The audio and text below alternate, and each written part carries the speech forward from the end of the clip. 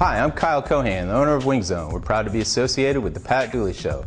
Check us out at wingzone.com or come see us downtown on University Avenue. All right, welcome to the latest edition of the Pat Dooley Show. Yeah, I know you're surprised to see this show on this week, and I am too, to be honest with you. But I was told to come on here, so here I am. All right, I'm wearing the fleece instead of the jacket because it's always about 20 degrees colder in the building than it is outside. So I had to stay warm. Warmth is important. Hopefully everybody had it. Hopefully you're not watching this on Thanksgiving Day. Hopefully you're with your families.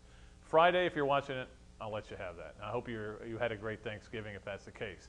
Obviously, Florida is hoping to have a great Thanksgiving weekend when they play Florida State. I could talk about FIU, but what's the point? That was a bad team. 3-7, now 3-8. Look, they had some players, but not enough. And certainly Florida took care of business. And I thought what Urban said was pretty good. How, his team could easily have let down for that game, but instead they came out and practiced as hard as ever. And you got to give them credit for that. It's a sign of a mature professional team. Now we'll see if they can get past this last hurdle before going to the SEC championship game. And, of course, that's the Florida State Seminoles, a team that hasn't been very good all year. Good on offense, even with E.J. Manuel in there, but not very good on defense. This is going to be a really weird Saturday, I think, for everybody. In terms of Tim Tebow's last game, Bobby Bowden's last game at the Swamp, Mickey Andrews' last game at the Swamp, Brandon Spike's last game at the Swamp. A lot of laughs going on. It'll be interesting to see the eye black and what different people wear. Maybe the most creative we should feature on this show next week. Maybe we will. We'll see. But the bottom line is going to be a lot of emotion, and Florida's got to kind of put that aside. Okay, love you, gonna miss you, go beat FSU. That's what they've got to do. FSU is a very dangerous team because they have the offensive firepower to beat Florida. But I still don't believe Florida will lose if they don't turn over. Bobby Bowden said as much in his Sunday breakfast last week when he said, look, we're hoping for turnovers. That's the way to beat them. Of course, last year they hoped it would rain. How did that work out? Not too well. But I think the key for Florida is just go out and do the things you do well. Win the game 27-17 and go to Atlanta. That's all you need to do. And we'll see if they can. Certainly, all these seniors are going to be missed, and probably some juniors too.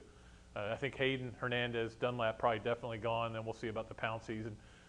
Major Wright and Chris Rainey, believe it or not, have actually expressed an interest in at least finding out where they stand. I'm a little surprised at that, but they are. So we'll see where they all go. But you think about these seniors, and I wrote about Stamper and Nelson this week, two guys who bought the Kool-Aid when it was not tasting so sweet. Part of that first class of Urban Meyers, most of it's gone, with the exception of Jonathan Phillips and Dorian Monroe, who hadn't played in 2 years. But for those two guys, they've gotten better. They've improved every year. They've fought. They've toughed it out. And I like both those guys a lot. Great kids. You look at Jermaine Cunningham, not the most talkative guy in the world, but he certainly is a tremendous performer, has meant a lot. You think about, it's all going to be Tebow, I know, for a lot of people on Saturday. But this senior class, more wins than any team in the history of the SEC, 2 national championships already, a chance for a third, couple of SECs, 3 SEC East titles. It's been an amazing run. You should be as loud as you've ever been on Saturday. That's my advice to you, Gator fans. All right, we're going to go now and look at the 3 things I learned over the weekend. All right, the 3 things I learned this weekend. Number 1, Urban's not going anywhere. Trust me, people, on this. I've had a lot of conversations with him and with Shelley. And look, they love it here. Why can nobody accept the fact that they love it here and that they don't want to go where it's cold in the winter and where you have to recruit nationally and where the facilities aren't as good? They've built something great here. Everybody keeps saying Urban's got Notre Dame in his heart because he's Catholic. We have Catholic churches. I think I've mentioned that before. I've seen them. I've been in them. We have them here. But, I just don't think he's going to. Now they say, well, okay, not Notre Dame, NFL. No, I don't think so. Urban's a very smart guy, and he's got a great recruiting class already built up. It could be one of the best in the country. Trust me, people. Of course, the last time I said that to you was, trust me, Billy Donovan's not going to the Magic. And he didn't. Of course, he did, but then he didn't. So I was wrong and right, I think, on that. All right, number 2 thing I learned over the weekend, I'm not betting against Tim Tebow in the NFL. And Jimmy Johnson, not the race car driver, but the former coach, said this week on several shows that Tim Tebow won't be an NFL quarterback. Okay, yeah, they said he couldn't be a good college quarterback, too. And in high school, his dad was telling me, they said, you're too big to play quarterback in high school. We'll put you somewhere else. I just look at Tim Tebow and I go, look, I'm not betting against you, bud. See how you do. I think you'll play. I think you'll be a quarterback. I think you'll have a career. I don't know you'll be a Pro Bowler. In fact, I kind of doubt that. But I think Tim Tebow will play in the NFL, and I think he'll play quarterback. You want to bet against him, go ahead. See where that gets you. So far, I hadn't gotten anybody very far. And the number 3 thing I learned over the weekend is there's going to be a new sitcom out starting next fall. It's going to be called My Name is Les. And it's going to be about how karma comes about and beats you.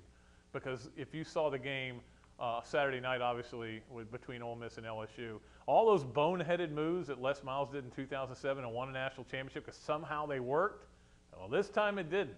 You don't spike the ball with a second to go, Leslie. You also do not let 17 seconds run off the clock when you're trying to win a game and you need it bad, and you don't call a pass when you're on the 32 and you only need a field goal to win the game. And certainly, of all those things, you tell Jordan Jefferson you don't take a sack, you got to get rid of the ball. You can't do that. So just a total cluster on that last series. And My Name is Les. It's coming due. I think Jason Lee will be playing the part of Les Miles.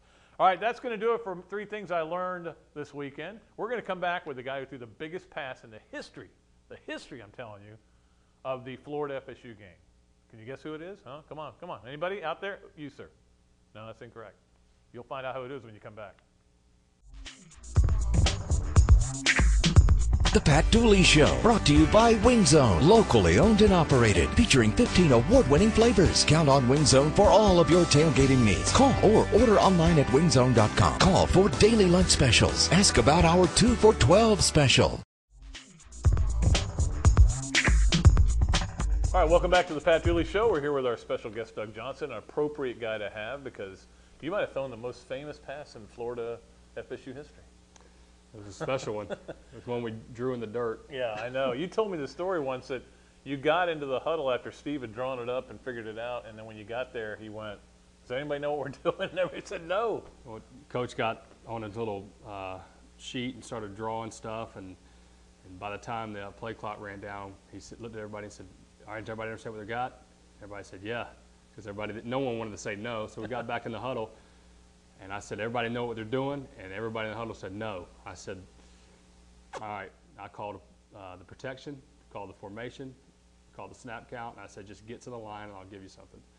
So Quez ran a good route. Would you tug on your head? Was that the hook and go? That was, just the face mask signal. And we got Samari on it. And I played with Samari in Tennessee with the Titans, and I always messed with him about that, so it was good stuff. When you let that ball go, I mean, what are you thinking? Are you thinking I knew it was right there? It's perfect. Yeah, well, when you're a quarterback, you always when you let one go, you know if it's going to be there or not. So I let it go. I knew it was there, and Quez just ran out of gas. He should have scored. I know.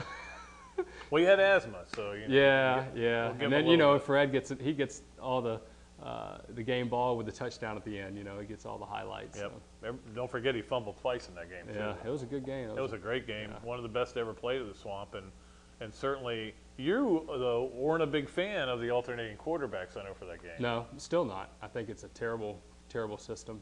It worked one time, but you don't do that to your known leader on the team and to your your signal caller. I mean, you got to leave a guy out there, let him play, and but it worked that game, luckily, and everybody will remember it. But as you can see, that kind of system usually doesn't work. Right. If it did, everybody would be doing it. That's right. Well, how would you describe your relationship with Steve then and now? I tell you, I wouldn't have traded it for the world. I think I learned a lot. I tell you, it was a fun offense to be a part of. He called plays at certain times during the game that nobody in the country would call, which was great. That was why it was fun to be a part of. And I got to play against him in the league. Right. Yeah. One game. And I covered that game. Yeah. Mm-hmm. Yeah. So it was they ended up winning. We blew a huge halftime lead, and but he came over and gave me a hug, and I've seen him recently and visited with him, and him and Jerry's great. Love Jerry. So Does anybody not like Jerry? Is there anybody in the world? I think that's a trademark of a coach's wife. Yeah. I tell you, behind the scenes, a great coach always has a wife that's keeping his orders in affair, and that's with Urban. I mean, Shelley Meyer. I mean, you'd be amazed at the stuff she does. Yeah. So no, I actually was just talking to her yesterday about some of that. And you have a great relationship going with Urban. You live across the bay from him at Melrose Bay. Now he only vacations there, but you live out there, right? Yeah, and we've come to know each other, and we're good friends now. And I work with the QBs in the off season, and I've been able to develop a great relationship with Timmy and JB, and it's been good. I think they obviously got a great one now, and I think they're going to have a great one coming in. So Florida fans are blessed to have that, but it's it's just part of a family. It's great to be a part of this kind of family. When you leave, you don't really realize it when you're here, but when you leave, I mean, the Florida football family it's huge, and it's great to be a part of. Next week Florida goes up to Atlanta to play in the SEC championship game, and one of my memories that stays with me forever was the '99 game when the game's ready to start, and here comes Jesse Palmer at quarterback, and I'm like, what in the world? Is he alternating? What's he doing? We had no idea. You had not blown out, but your shoulder was just torn up. Well, I couldn't. We got to pregame, and I didn't throw that entire week. And a lot of people don't know. I mean, I basically just stuck it out the entire season and did whatever I had to do to play in those games. And got to the SEC game and just could not throw. The ball just couldn't come out of my hand. I mean, it was so bad. So I told Coach before the game, I said, I can't get it done. I'm sorry. I mean, it was crushing to me. I gave up baseball that summer to concentrate on my senior year. We got to where we wanted to get to, and not to be able to play in that game and then end up losing was a bad deal. But didn't they give you a cortisone shot at halftime, and you tried to go out there? Tried to do everything. I remember you threw the first patch just went into the ground. Into the ground. Coach came up to me at halftime and said, "You got to do whatever you can do to get in this game." And I said, "Absolutely, whatever you think." And so went out there in halftime and played the first series and tried to throw a hitch route and took myself out of the game. It was just embarrassing. But yeah, that's probably one of the more disappointing parts of my life as far as an athlete. So, but we got to where we wanted to go to, and everything happened for a reason. Well, certainly the '98 game at Tallahassee was remembered for a lot of reasons. One of them was the pregame fight, and there's always been this story going around that Spurrier came up to you and told you to try to hit Bowden with a football. That's completely false. Okay. It was an unfortunate incident in that game. We got two of our best players thrown out of the game. Right, and it's just we kind of had a similar incident the year before. And we talked about it before the game. Just don't get involved in that. They're not as good as we are, and they're going to do anything they can to for something like that to happen. We actually talked about that before the game, and didn't sink in. Didn't sink in. Emotions are flying, and it's just terrible. We lost two players before the game. Yeah, I still think if Gerard Warren falls on that ball in the end zone, it's over. Even though that was in the first half. They only gave up 2 points. You knew Outson was going to make a turnover there at some point. And, of course, Marquand Manuel couldn't hold on to that ball. Yeah, it was a tough game. I tell you, that's probably one of the bitter losses that I can think of as a player, that we got beat by a team that was nowhere near as good as we were. And that's just hard. Usually in football, the better team is going to win 90% of the time. And it's just one of those deals where, looking back, all the things you should have done in that game. And we had a good game plan, but we just didn't execute. Well, and certainly the better team is Florida again this week when they play on Saturday. And I'm just curious, what you as a drop-back passer, you played in the league, and you watched Tim Tebow and you watched this offense, and what your thoughts are on this offense and on Tim and his future in the NFL. Well, I think that everybody has their ways of running an offense. I think there's different ways of skinning the cat. I think that, it's kind of hard because a lot of fans they're used to the way it was, and then that was successful, and then to come in and do a whole different way, it's hard to change what their perception of how an offense is, but it's very successful. Steve Adazio is a great offensive mind. I mean, he can call a good game. He knows. I mean, he has a mindset in his mind as far as how to call a conservative game, not turn the ball over, and that's what they do. They don't turn the ball over. They get their chunks when they need to get their chunks, and they fit that offense around what Timmy does best, and that's lead and not turn over and make big throws when he has to. When JB gets in there, it'll be different. I think it'll be different. Yeah. They'll have to change some stuff, obviously, I don't think he's going to be a threat on the option keep. I don't even think they're going to acknowledge that threat. I think that the keep man can play him and play the pitch guy and be able to react on the quarterback. So they're gonna have to change some stuff up on that end, and they know that. But I think the offense has fit Timmy great. He's been able to get the ball into the playmakers' hands quick. That's the key to that offense. They get it into the Demp's hands quick, the Percy Harvins. They just get the ball to them, don't make it complicated, and let them win the game, and that's what they do. Well, that's going to do it for our segment with Doug Johnson. We're going to bring him back in just a minute for either or. I know you can't wait for that. But right now it's time for the latest list. The Pat Dooley Show, brought to you by Wing Zone, locally owned and operated, featuring 15 award-winning flavors. Count on Wing Zone for all of your tailgating needs. Call or order online at wingzone.com. Call for daily lunch specials. Ask about our 2 for $12 special. All right, it's time for my latest list, and of course, it being Thanksgiving, I have the 5 things I'm most thankful for. Number 5 is how lucky I am to cover the University of Florida. Sometimes it's difficult to cover this team and cover this program because they aren't the greatest with access. But when you think of the rewards, a week at the down in Miami at the Harbor Beach Marriott, a week in Glendale at the unbelievable Camelback Hotel up there, and if they can get to Pasadena, Newport Marriott Spa and Resort. I like covering the Gators. It's not bad. And, of course, we had those great runs covering the basketball team as well. Some Marriott rewards points get pretty high. But, seriously, it's really been fun to cover a team that's always in the mix.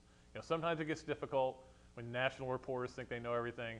But the bottom line is I really enjoy covering this team. Number 4, I'm thankful that they moved the SEC game from Birmingham to Atlanta a long time ago.